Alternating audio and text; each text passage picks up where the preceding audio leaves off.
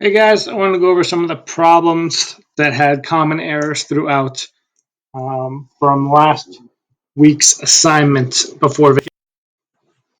I want to start with number 4. The first 3 were pretty good overall, minor errors, but this is where we started seeing the errors with 4, 5, 6, and then some confusion on the back side of the page. So in this problem, 2 times the cosine of 3x minus 1 equals 0. The first thing I want to do is divide both sides by 2.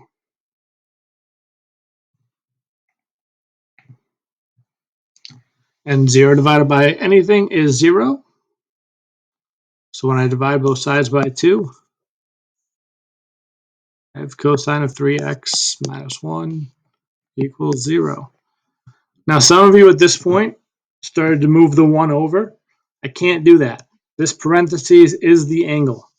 So 3x minus 1 is what is representing the angle. So I have to figure out where on the unit circle is cosine 0. And that would be at pi over 2. So I'm going to take what's inside parentheses and set it equal to pi over 2. And it's also at 3 pi over 2. So I'm going to take what's inside parentheses, set it equal to 3 pi over 2. Now I'm going to solve for x.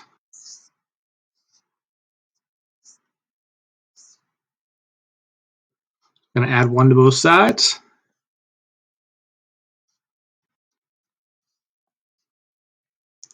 And then multiply both sides by a third.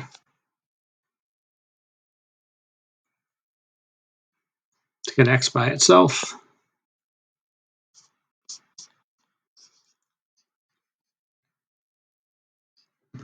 And because this part asked for all possible solutions, I now need to add the plus 2 pi k. This is the last thing that I put on there, only in the all possible solutions. At no point do I put it in before and use it as part of the equation to simplify. It's telling me that for every value of k, this is going to repeat every 2 pi, which is 1 full rotation of the unit circle. So that's one solution. I then have to find my second solution.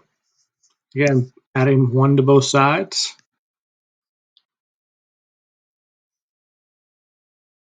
And then multiplying by 1/3.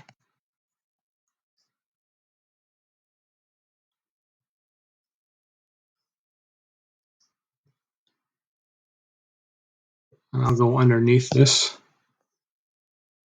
So x equals 3 pi over 6 plus 1/3 plus 2 pi k. And then we always want to make sure our fractions are simplified. So this 3 pi over 6 right here can be simplified to pi over 2.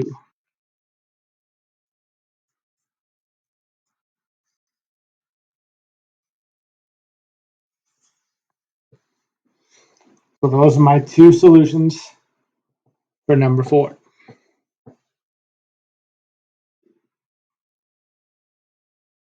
Number 5 dealt with tangent.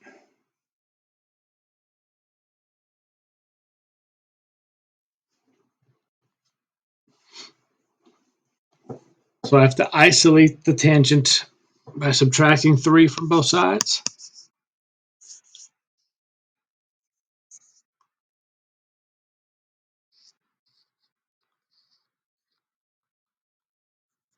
And then dividing both sides by 3. So that the tangent of x over 2 equals -1. We got to remember tangent is sine divided by cosine. And if it's going to be -1, I need to know when the sine value and the cosine value are the same with opposite signs. So that's going to occur in quadrants 2 and 4.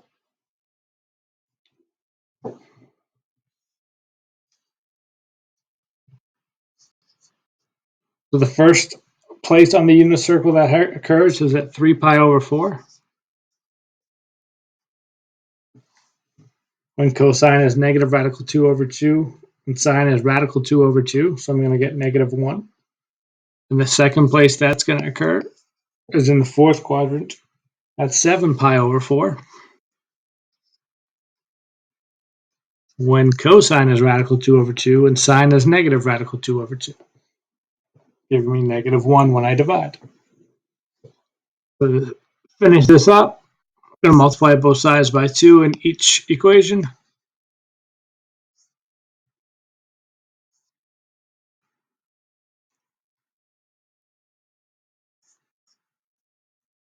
I'm going to do that. Simplify. 3 pi over 2. Again, all possible solutions, so I'm going to add on this plus 2 pi k.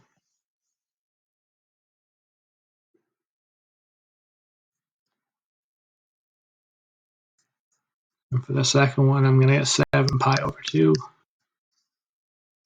Add that plus 2 pi k. And those are my two solutions for number 5. Moving on to number 6. A lot of you guys made this harder than it needed to be, but that's fine. So I'm going to divide both sides by 2 times the cotangent of x.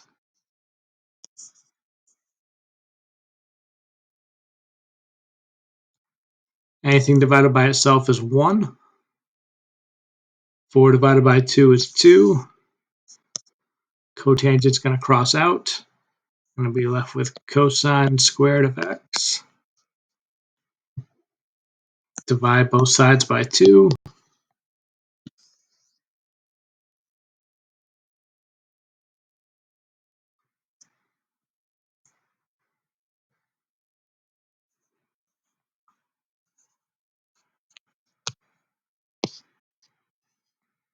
So that's going to equal a half. And now I have to take the square root of both sides to get cosine by itself.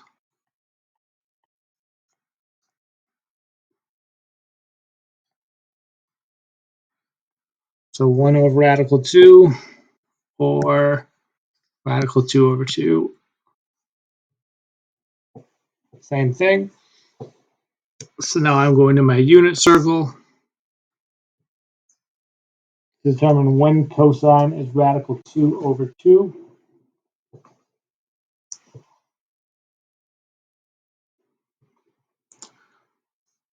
So that happens in the first quadrant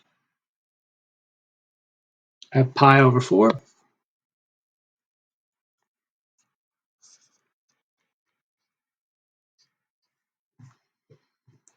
And in the fourth quadrant at 7 pi over 4.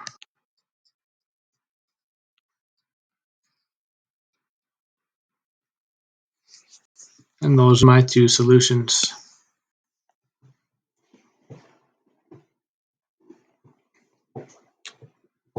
Then on the last page, we're given a certain interval, so we're not going to have the plus 2 pi k because it only occurs between 0 and 2 pi. And some of you got really confused with this. Theta is just a variable. It's x, it's y, it's alpha, it's z.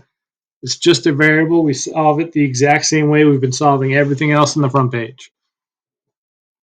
So to get it isolated, first one, divide by 2 on both sides. So the sine of 3 theta equals a half. The second one, the sine of 2 theta equals radical 3 over 2. And the last one, sine of 3 theta equals negative radical 2 over 2. So now I'm going to my unit circle.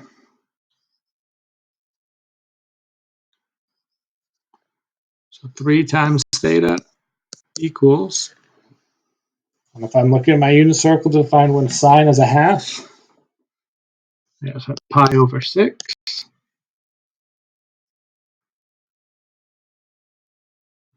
and 5 pi over 6. So when I multiply by a third to get theta by itself,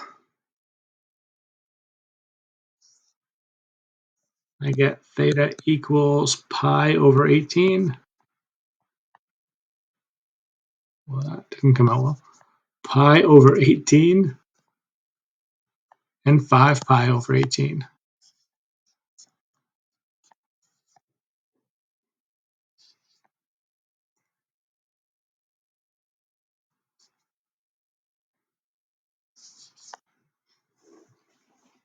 And that's it. I don't have any plus 2 pi k's, so I'm done.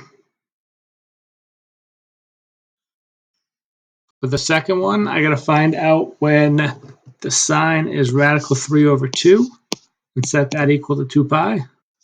Or sorry, 2 theta. And that occurs at pi over 3.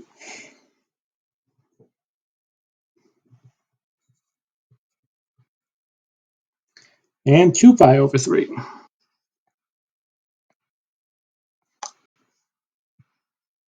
So to get rid of this 2 on the left, I'm going to multiply by a half on both sides.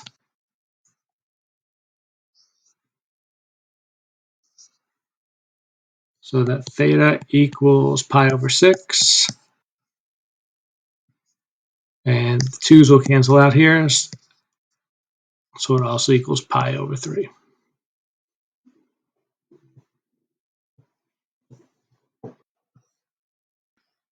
And for the last one,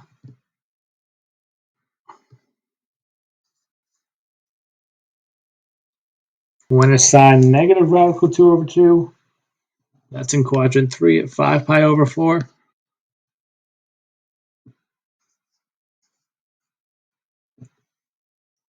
As well as in quadrant 4 at 7 pi over 4. I'm running out of room a little bit, but I'm going to multiply both sides by a third. So my final answers are going to be 5 pi over 12